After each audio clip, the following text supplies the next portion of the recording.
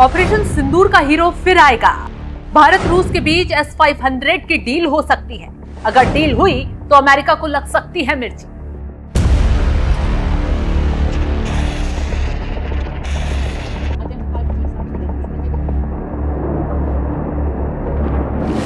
नमस्कार, मैं हूं आपके साथ शबनम। 22 अप्रैल 2025 को एक ऐसी घटना घटी जिसने पूरी दुनिया को हिलाकर रख दिया और भारत पाकिस्तान में तनाव काफी हद तक बढ़ गया। हुआ यूं कि कश्मीर के अनंतनाग जिले में आतंकवादियों ने पहलगाम के पास बेसरन घाटी में हमला बोल दिया और नाम पूछकर पर्यटकों को मौत के घाट उतार दिया।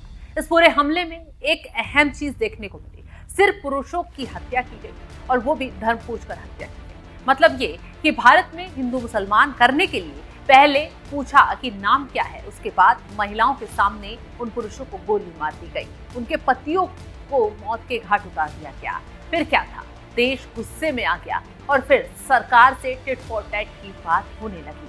फिर सरकार भी सामने आई। सरकार ने ऑपरेशन सिंदूर के तहत आतंकी ठिकानों पर हमला बोल दिया। पाकिस्तान में ताबड़तोड़ तबाही मचाई और पीओके में आतंकी लॉन्च पैड पर हमला करके 100 से ज्यादा आतंकवादियों को मौत के घाट उतार दिया। फिर क्या था, पाकिस्तान बौखला गया, भारत से मुकाबला करने के लिए मैदान में डटा रहा। फिर भारत पाकिस्तान युद्ध की शुरुआत हुई। भारत ने इस युद्ध को ऑपरेशन सिंदूर का नाम दिया। भारत ने अपनी सीमा और अपने लोगों को सुरक्षित रखने के लिए मैदान में सारे घोड़े खोल दिए और उन्हीं खतरनाक घोड़ों में से एक घोड़ा था S-400। S-400 ने ऐसा कमाल दिखाया कि दुश्मन के दांत खट्टे हो गए। इसकी सफलता और भारत के हीरो के तौर में S-400 को लेकर air chief marshal AP Singh ने LM कात्रे व्याख्यान में बड़ा खुलासा कर दिया है और कह दिया है, हाल ही में भारतीय वायुसेना में शामिल हुआ S-400 एयर डिफेंस सिस्टम इस ऑपरेशन में गेम चेंजर साबित हुआ। पाकिस्तान के विमानों को 300 किलोमीटर की दूरी से सटीक निशाना बनाया गया। यही नहीं, S-400 की वजह से पाकिस्तानी वायुसेना अपनी लंबी दूरी के ग्लाइड बम का इस्तेमाल तक नहीं कर पाई। तो अब आप समझ सकते हैं कि कैसे वायुसेना अध्यक्ष S-400 की तारीफ कर रहे हैं और इसका कारण क्या है। अब इसी S-400 को लेकर एक बड़ी और पाकिस्तान और चीन के लिए सदमे वाली खबर सामने आ गई है। भारत अपनी हवाई सीमा को और ताकतवर बनाने के लिए काम शुरू कर रहा है। अब जानते हैं, 2018 में अमेरिका की धमकियों को दरकिनार करते हुए भारत ने S-400 की डील की, जिसकी कीमत करीब 40,000 करोड़ रुपए। भारत रूस से इतने पैसे के बदले 5 यूनिट S-400 मिले। लेकिन अब एक बार फिर भारत रूस की इस डील को लेकर बड़ी खबर सामने आ रही है। खबर यह है कि अब रूस 2026 तक भारत को बाकी सभी सिस्टम सौंप देगा। जानकारी के मुताबिक भारत को रूस अब S-400 की जगह S-500 air defence system offer कर रहा है।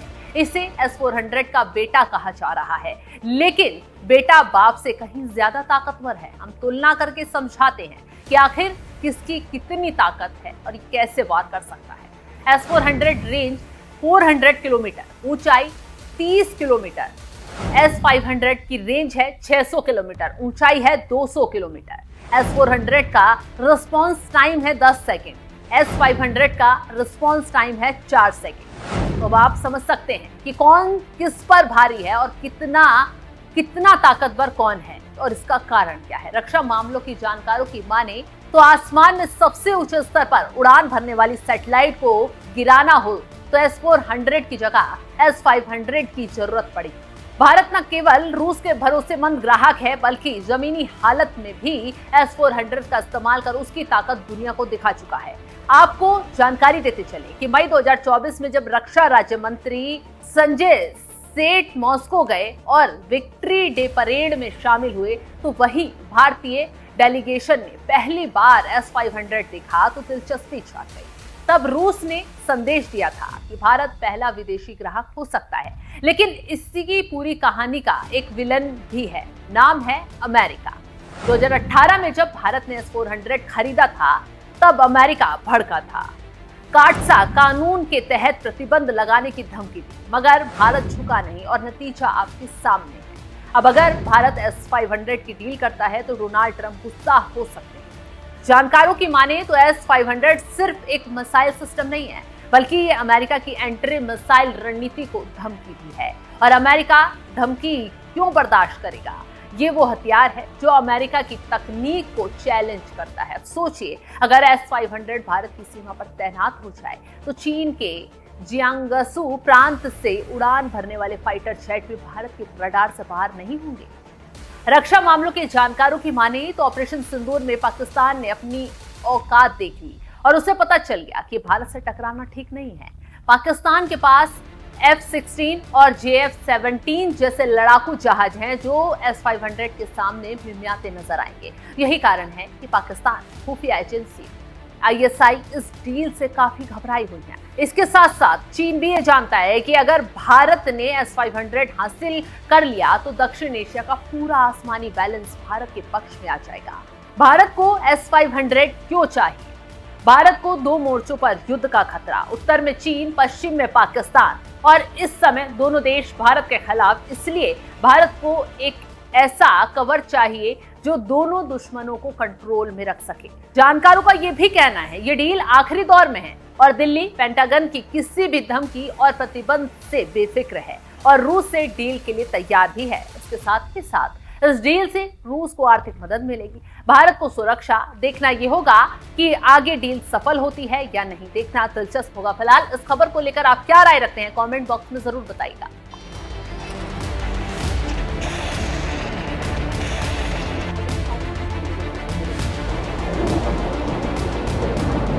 आदरणीय अध्यक्ष जी,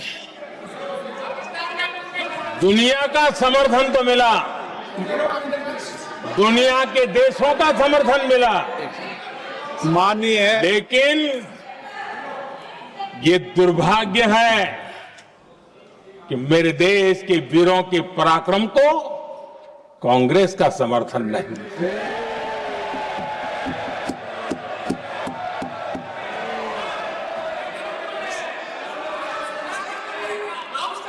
22 अप्रैल के बाद 22 अप्रैल के आतंकी हमले के बाद 3-4 दिन में ही ये उछल रहे थे और कहना शुरू कर दिया, कहां गई 56 इंच की छाती, कहां खो गया मोदी, मोदी तो फेल हो गया। क्या मजा ले रहे थे, उनको लगता है वाह बाजी मार ली। उनको पहलगाम के निर्दोष लोगों की हत्या में भी वो अपनी राजनीति तराशते थे।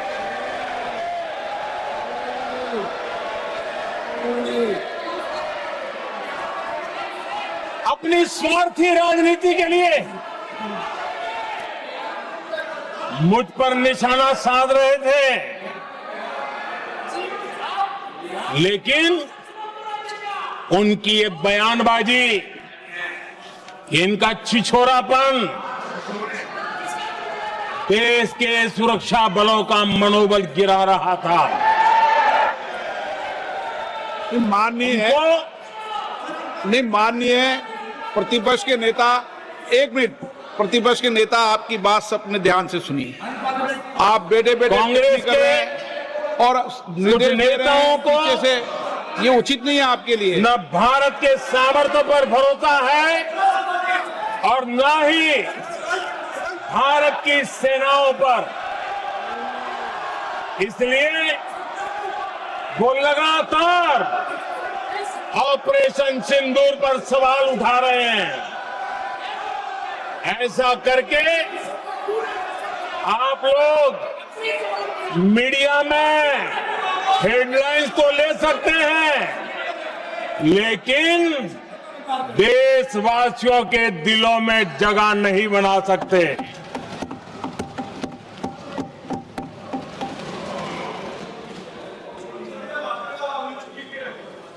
आदरणीय सभापति जी, आदरणीय अध्यक्ष जी,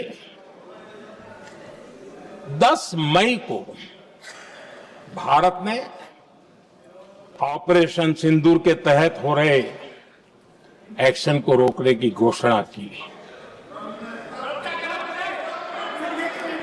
इसको लेकर यहां भांति भांति की बातें कही गई। ये वही प्रोपेगेंडा है जो सीमा पार से फैलाया गया है।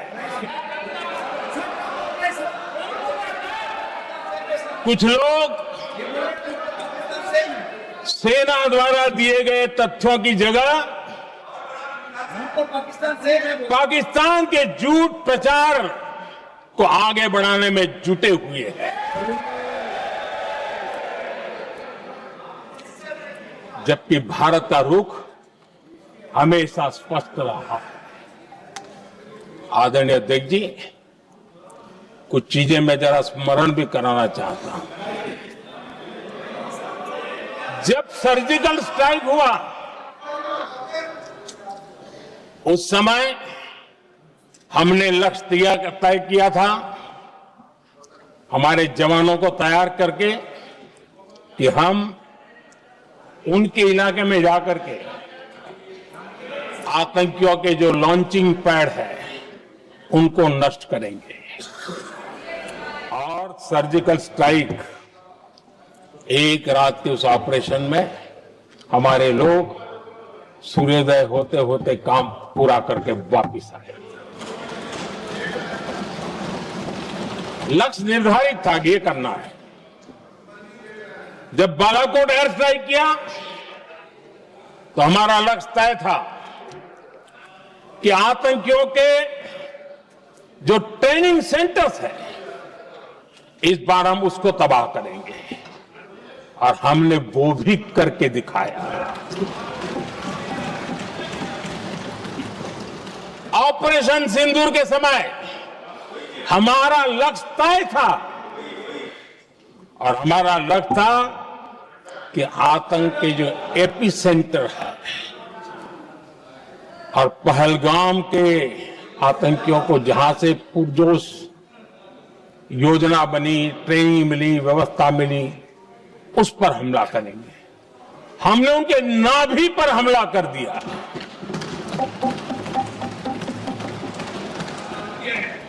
जहां पहलगाम के आतंकियों का रिक्रूटमेंट हुआ, ट्रेनिंग होती थी, फंडिंग होता था, उन्हें टेक्निकल सपोर्ट मिलता था, शस्त्र सरंजाम मिलता था, उस जगह को आइडेंटिफाई किया और हमने सटीक तरीके से ऑपरेशन सिंदूर के तहत आतंकियों की नाभि पे प्रहार कर दिया। और आदरणीय अध्यक्ष जी, इस बार भी हमारी सेना ने 100% लक्ष्यों को हासिल करके देश के सामर्थ्य का परिचय